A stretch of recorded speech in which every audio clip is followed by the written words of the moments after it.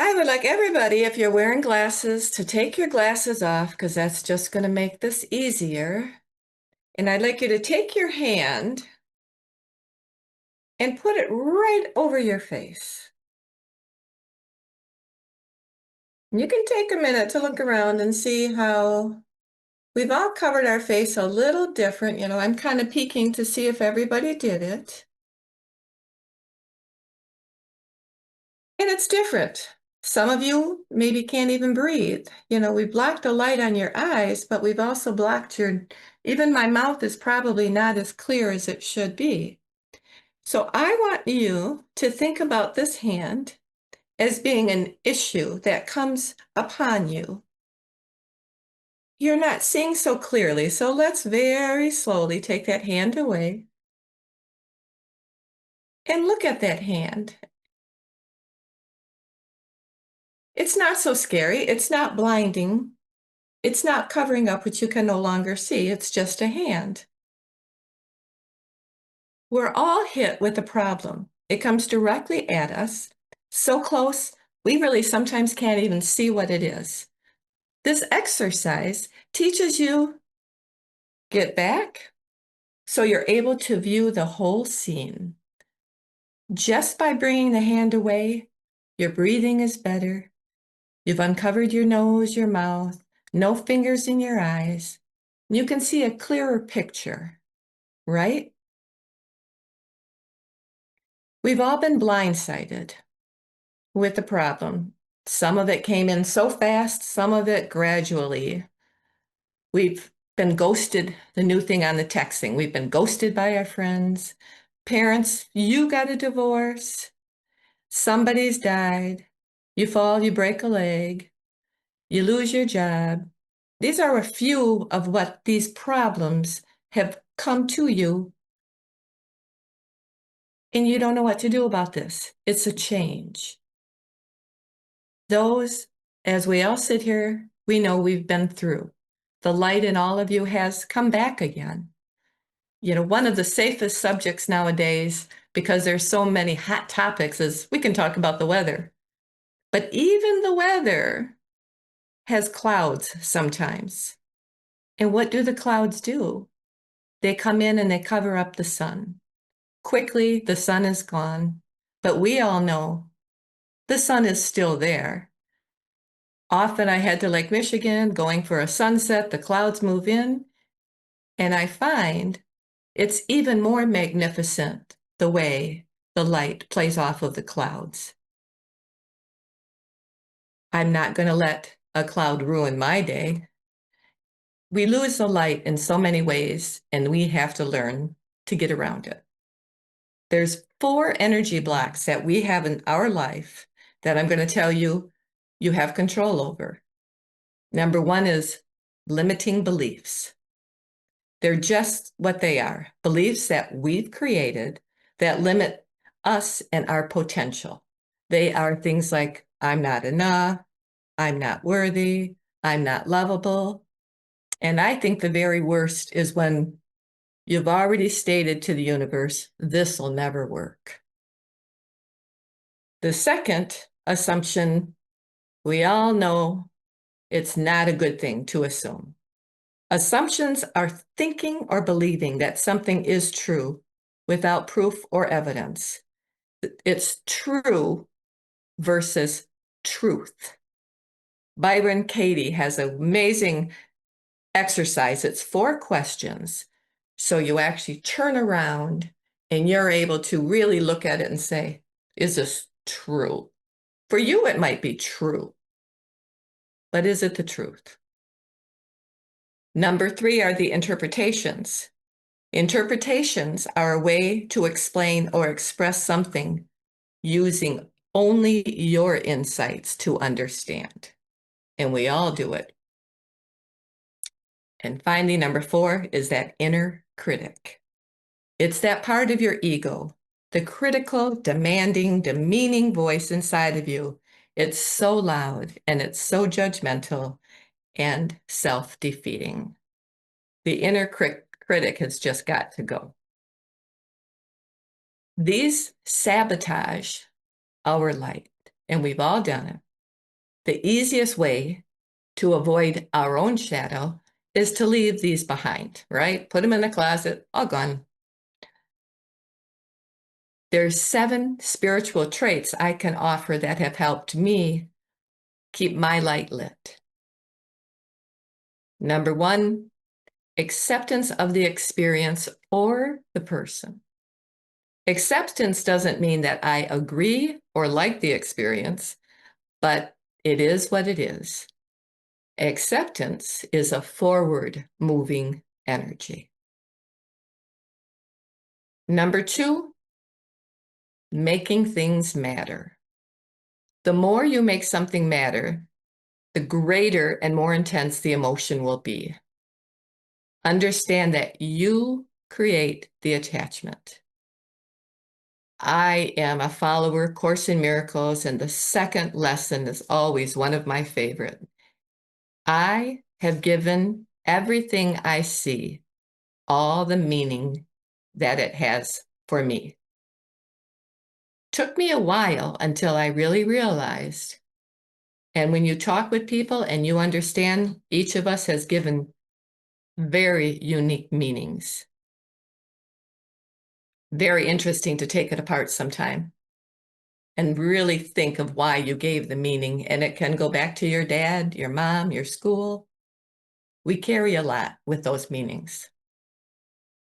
Number 3, from what you do or give, expect nothing in return. That's kind of a hard one, but it really makes life so much easier. Freely give. Number 4 is have compassion. That means to be fully present to the person or the experience. Be free of judgments. Be the observer, witness. Neutral, with no concerns or worries, except the person or the situation, because it's living its sole purpose. A lot of that is what we heard from Cryon. There's a soul purpose we don't understand, but we do know everything is held in divine grace. And picture that when the situation needs compassion, bring your grace. You're divine. You are divine. You bring your grace with the situation. And number 5, give yourself permission to consider and view the situation. Like we just talked, I told you, from that higher, loving soul that you are. The situation or the person is your teacher. And a big word here, it's an opportunity in learning your own soul lessons from this. Allow yourself to realize how this experience, as the opportunity, is to be teaching you to be more understanding, more accepting, forgiving of yourself, and forgiving of others. Number 6, seek to forgive the other and yourself, because it frees the forgiver and returns you and the other to the eternal love, the innocence, the goodness, the joy, and the light. Again, forgiveness frees you. The bonus is the universe benefits by simple forgiveness. And finally, number 7, life is not meant to be easy. It's meant to be meaningful. By changing your perspective, your thoughts, your emotions, your beliefs, you can more effectively change and construct a new and more spiritually healthy meaning in every experience. You change the meaning, you created, you change, and voila, a new story emerges. David will tell us more.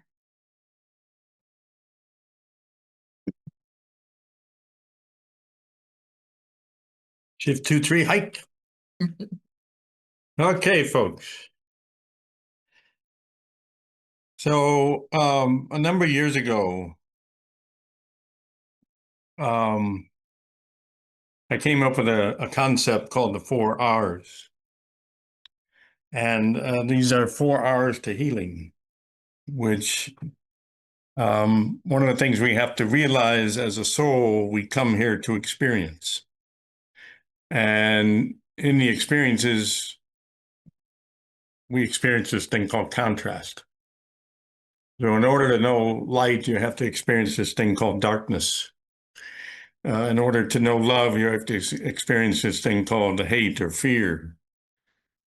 In order to know acceptance, you have to experience resistance, non-acceptance.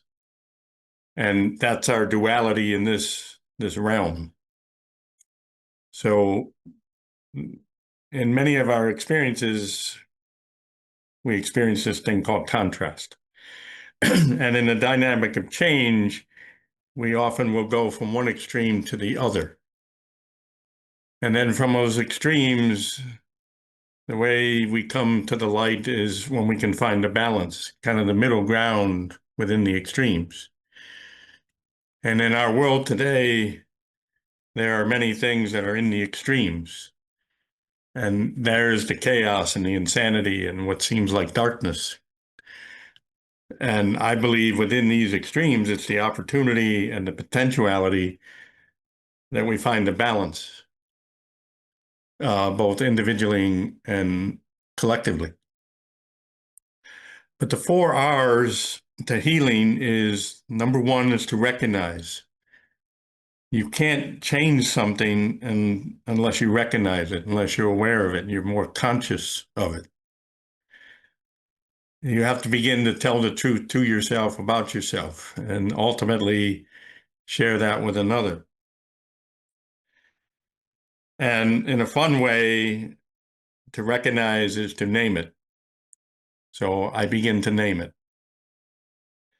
From that recognize and naming it, I begin to reconcile it, or I begin to claim it. And in that reconciliation, you begin to, as you've told the truth to yourself about yourself and such, and you begin to search for possibilities above and beyond what you've created, what you've made true. Because ultimately, the way we change, we come back to the light, is when we can discover and begin to go after possibilities above and beyond what we've made true, or our norm, if you will.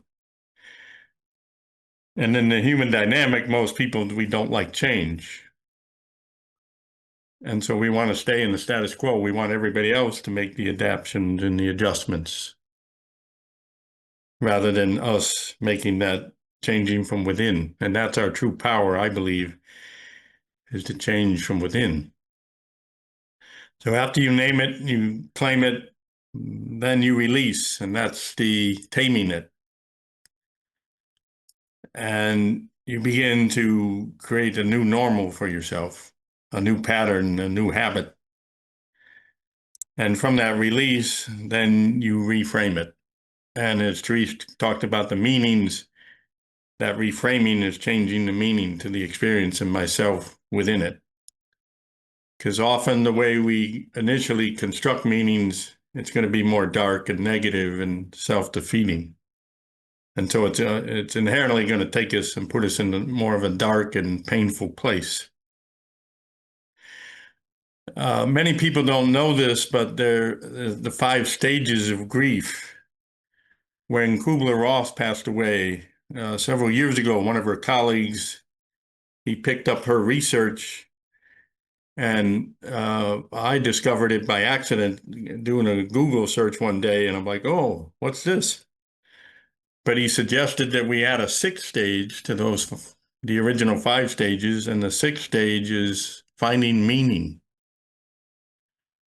So as Terese talked about, when you can construct a different meaning around your experience, around that event,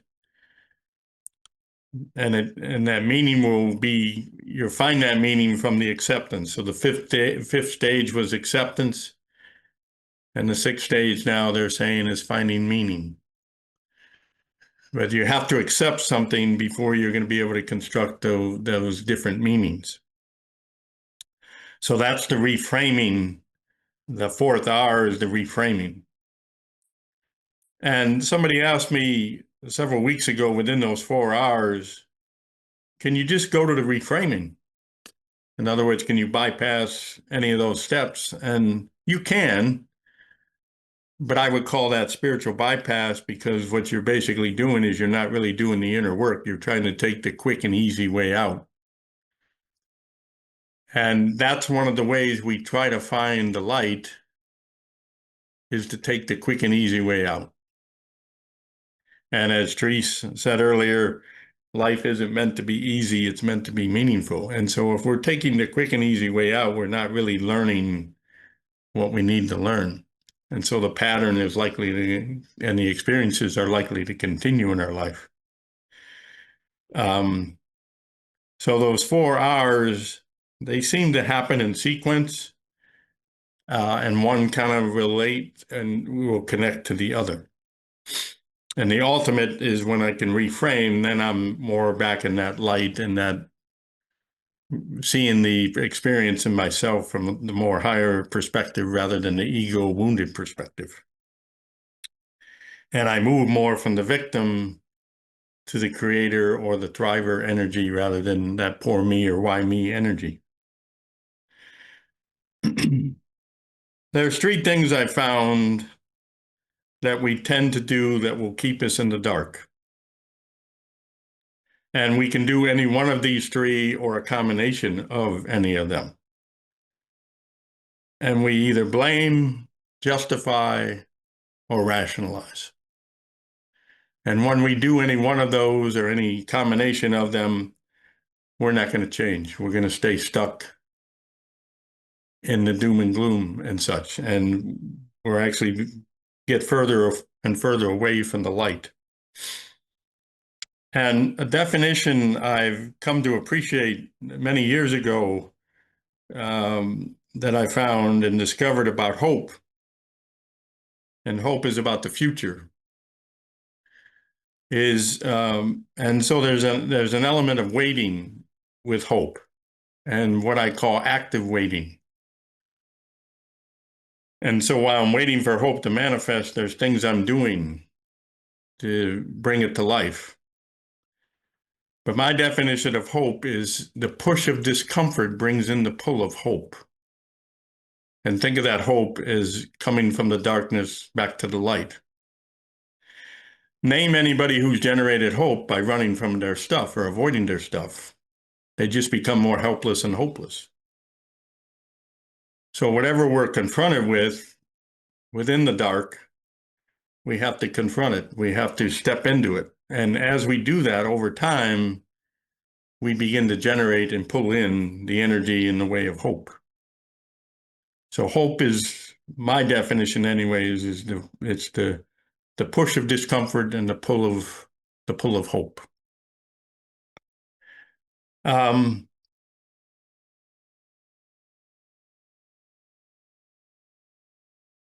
In the Bible, in Malachi 3:3, there's an interesting passage, and I'd just like to read it to you. And he shall sit as a refiner and purifier of silver, and he shall purify the sons of Levi, and purge them as gold and silver, that they may offer unto the Lord an offering of righteousness. And in this righteousness, in the context, it's saying it brings you back into alignment with the divine, with God. You're in the right mind and the right way of God. But we've kind of been playing with this idea of silver and gold, and the fact that they're 2 of the precious metals on the planet. And think of a silversmith. And this silversmith, in order to purify and refine the silver, the fire has to be extremely hot. And the silversmith has to constantly keep his eyes on that silver, because there will be a moment in time, and it's often in the heart of it all, that all of a sudden he'll see his reflection in the silver. And when he sees his reflection in the silver, that's when he knows it's time to remove the silver from the fire. And he can't do it a moment too early or too late. He has to do it exactly when he sees his image in the silver.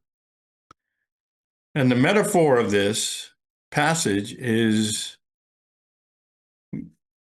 the divine, our higher power, God, whatever you want to name it, source, is the silversmith. It is always keeping tabs of us. It's always watching us. Even though a lot of times in darkness, we're like, where's God? But I feel alone. I'm being punished and such. But just as the silversmith is refining that silver, and so it's in our dark times, our difficult times, it's when we're in that fire that the process of refining and coming back to the light and a higher, greater understanding of our life experiences and more fully learning the lessons happen in the fire, in those WTF moments that we all experience from time to time. And so that's how we need to be purified and refined, is through those dark times. So there's a purpose and an opportunity and a potentiality within those dark times. And God is always keeping tabs of us within it, just like as the silversmith. So I'd like you to think of a candle flame.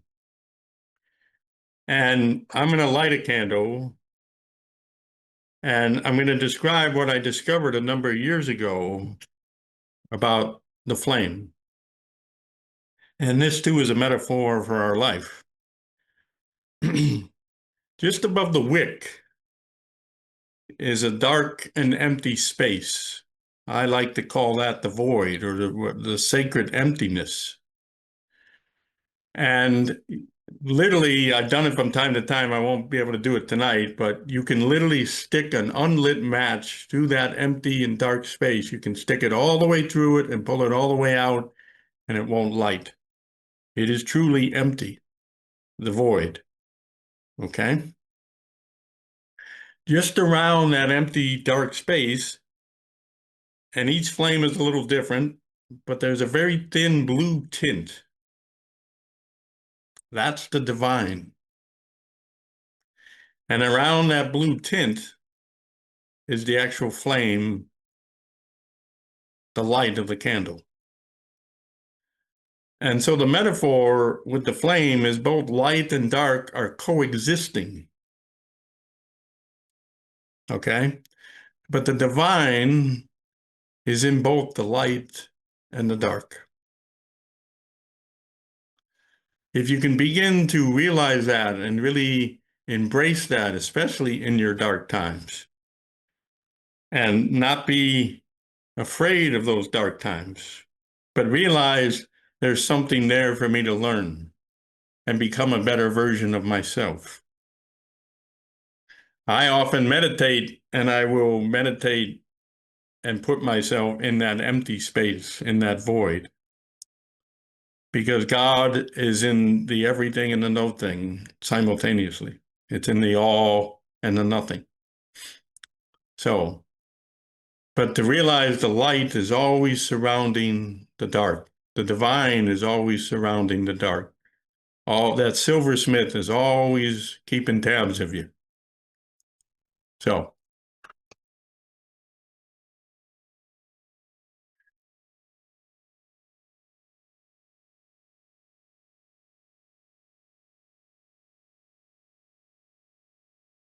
I'm going to give you, and I'll go slow with them, and you can write them down if you choose. I have about 10 affirmations, but I'm only going to read you 5. And if you choose, you can use these 5 whenever you feel you're in those dark and lonely and depressing times. And each of these affirmations are meant to affirm the light within the dark, even though the word light might not be explicitly in that particular affirmation, but they're all designed and as an expression and form of bringing us back to the light. So the first one, and this one is interesting, if you can repeat it 3 times in the morning, and especially in the morning when you first wake up and before you go to bed and any other time, and whenever you're really feeling anxious or kind of out of sorts, and a lot of people lately are more out of sorts due to various things, and if it's not hard enough, I think there's like 4 or 5 planets that are really messing with us right now, this thing called retrograde. So this one, it should be repeated 3 times. I am who I am, and that is enough. I am who I am, and that is enough. Much of what puts us in the darkness, that inner critic, it never sees us as enough. But in divine terms and eyes, we're perfect. And perfection in the spiritual terms means to have compassion for.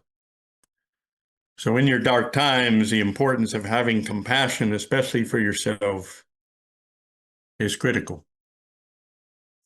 So I am who I am, and that is enough. The second one, I am freely loving myself. I am freely loving myself. The third one, I am whole and complete.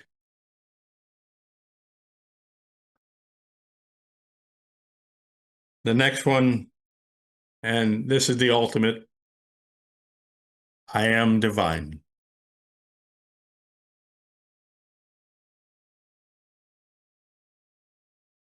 And these last 4, starting with the divine, are really bringing us back to the remembrance of who we are and overriding the forgetting part of it.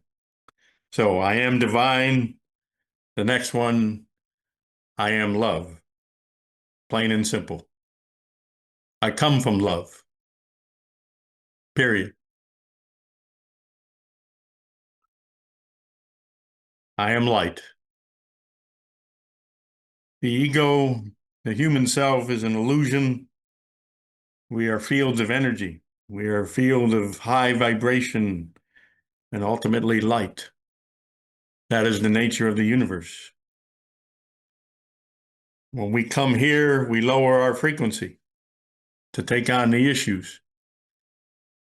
And we're like that flower that's always going towards the light to open itself up more fully to the remembrance of who it is. So I am light. And the last one is just plain and simple, I am.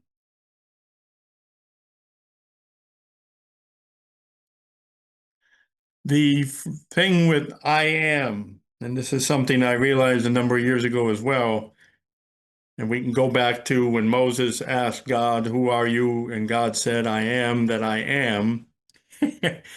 What the heck do you do with that? It's the everything and the whole thing in one simple package and phrase, I am that I am. So here's the key. Whatever you put behind the I am, the next words that you put behind the I am, is who you believe you are. So whatever I put behind the I am is who you believe you are, positive or negative. These affirmations are more towards the positive, towards the loving, the remembering, and the light side of it, rather than the dark side of it. And it's our understanding, and Cryon kind of verified this with us this past weekend. How many of you have said, I'm not coming back? I'm done. Me. This is it. I'm not coming back. Right? Not me. And whenever I hear that, I have to laugh because you're coming back. But according to Cryon, when we come back this next time, because of the consciousness and the unfolding that's happening, we will be coming back to heaven on earth. It will be a planet more of light the next go around. Because within the consciousness of the planet, we're at a tipping point and the light is overcoming the dark. And the key is don't get so caught up in the darkness of the media and all that, because they're just creating a lot of fear and apprehension and things like that. And if I can get you in fear, I can control and manipulate you. And so the key is do more things that keep you in the eye of the storm, to keep you in the light. It's not about denying stuff or pretending it's not there so much. It's just not being defined by it or controlled by it. And as the light is getting stronger on the planet, the dark is ramping it up as well, because it's afraid of losing its grip on the control factor. And that's a natural thing. Whenever individually, when our ego feels threatened, it's going to kick in more in defense and protection. And so that's happening both on the individual and the collective, not just in our country, but and because it's global, it's happening all over the world. That's an indication that it's more of not just an isolated event, it's a global and humanity event, and a divine event, if you will, or experience. So, you are the light. The key is to stay true to that. And when it gets dim, do some of the things we recommend, as well as your own modalities and tools you might have to rekindle that light, to get it back in the higher flames and intensity again. And would you agree that us woo-woos, as we would be known by mainstream, more and more people are going to start knocking on our door and saying, you know something, help us out. And that's beginning to happen more and more. Okay.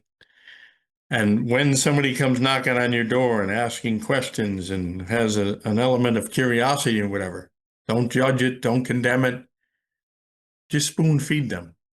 Give them little snippets. Don't overwhelm them. Just give them a little bit here and a little bit there. And you give them something, then you let them digest it and play with it and hope they come back and ask some more questions. So don't give them too much all at once. It's like, don't shine too much light on them all at once. Otherwise, it's too overwhelming. So just give them a little bit here and a little bit there.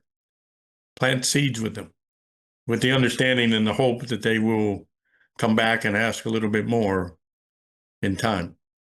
And if they don't, it's just where they're at. And that's sort of their soul's path. So that's what we got for you tonight. So we're entertaining any questions and comments. Well, thank you. Thank you, David and Terese. There was so much packed in there. I think I'm going to have to watch the replays again just to get it all. That was great. Great wisdom. Mm-hmm. Thank you. Yeah. Thank you, Steve. Does anyone have any questions or comments or thoughts on it? Sure, Susie. David, when you were doing the 4 R's, Yeah. I got recognize. I think I missed the one in between release. Okay. Reframe. Reconcile or recognize, reconcile, release, and reframe. Reconcile, okay. And Reconcile. the fun way to say it is you name it, you claim it, you tame it, and you reframe it. And then the three, the three things: blame, justify, and what was the other one? I didn't get the third one. Blame, justify, or rationalize. Rationalize. And Thank if you do you. any one or combination of those three, you're not going to change. Thank you. Welcome to the ego. It's fun to rationalize, and I'm guilty of it now and then. Lori, I have another I am for you. Yes.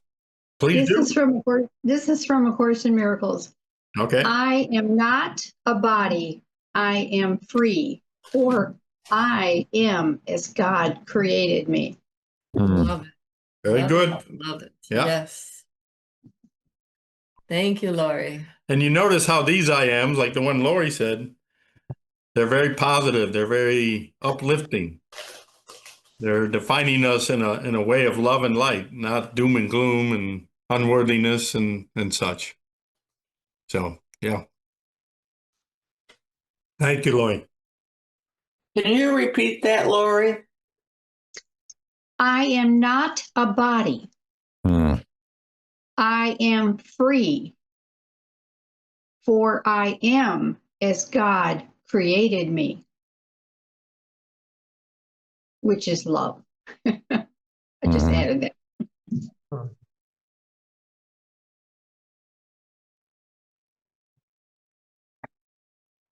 I have a question for clarification on something too. Of the 7 things that Terese was listing, number 5 was give yourself permission, and I didn't catch the rest of that. To view the situation from the higher, more loving soul part of you. When we look at a situation as a teacher, I love to always say these are opportunities. If you train yourself to look at whatever might be chaotic crisis, this is an opportunity for me to grow. Does that make sense? Absolutely. Yes. I consider myself someone that gets tapped on the fingers with a ruler, but I do know people that seem to not catch that, and finally the 2x4 comes over their head. And I like to think I've learned from them, so therefore I get those little taps, and boy, got my attention. very good. Any other thoughts, questions, comments? I very much enjoyed your talk. Yeah, thank you. Thank you. We enjoyed offering it. Yeah. Yes. Jam pack, like Steve said. Yes. So, Yes. If we were in person, we have several songs. I Am Light. Yeah, you can spend an hour just after you get up in the morning and do your gratitude and your affirmations. Put on the happy songs and dance to I Am Light. No. that's nice. Yeah. Some of you remember the song, but I know if we sing, it doesn't come through. I love myself the way I am. There's nothing that I would change. Y'all remember that from USO? And that was very life-changing. Yeah.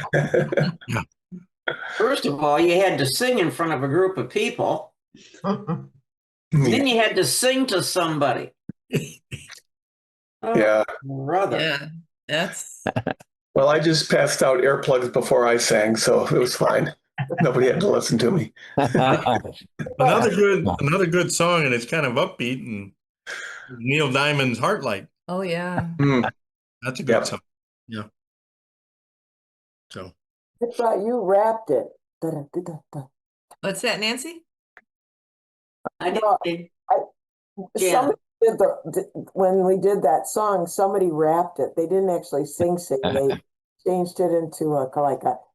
oh, rap. That's a good idea. Yeah. Yeah. Yeah. Some No. people read it because they just didn't, they were too scared to sing. Mhm. So, Yep. all right. I like to think God gave me this voice, so I'm going to give it right back at him. That's good. Yeah. Yep. Gee, Pete, are you comfortable enough? I'm trying to. I love Dave's candle demonstration. That was cool, man. Thank Yeah. you. Very good. Yeah. Thank you. Appreciate it. Different man. way to look at it. Always a delight to be with you guys. So, Yeah. Uh, literally, huh? Yeah. You caught me on that one. Yeah, I was gonna say no pun intended, huh? Oh, I like a good pun. All right. So let's just take a moment. We'll do just a quick relaxation again, and then we'll just end the meeting from there. So just go ahead and close your eyes and come back into the breath. And when you're inhaling, feel your stomach coming out because that's where most of your lung capacity is, at the bottom. So fill those lungs all the way to the very bottom, pushing that stomach out a little so a little more air can get in. And when you think your lungs are full, take a little bit more in and a little bit more and hold it just for a moment. And then blow it out, letting your body go limp, loose, and limp. Take another one. Inhale deep. Hold it for a moment and then inhale a little more. And then even a little more and hold that. And when you can hold it no more, let it go. And you're just blow out all that tension, all this, anything you're holding on to for the day, and just loose and limp. Oh. And you will feel wonderful tonight and tomorrow and always. And when you climb into bed tonight, you will sleep peacefully and soundly through the night, waking up feeling fully refreshed and recharged, giving your gratitudes first thing in the morning for all of the wonderful gifts you have. We give thanks. And we thank David and Terese tonight for sharing their wisdom. And we thank each other for our smiles and our good fellowship. And with that, I wish everyone a wonderful evening. Thank you, and we'll catch you next time. Thank Namaste. you all. Love, love, love. Okay. Yeah. Bye. Be in the light. In the light.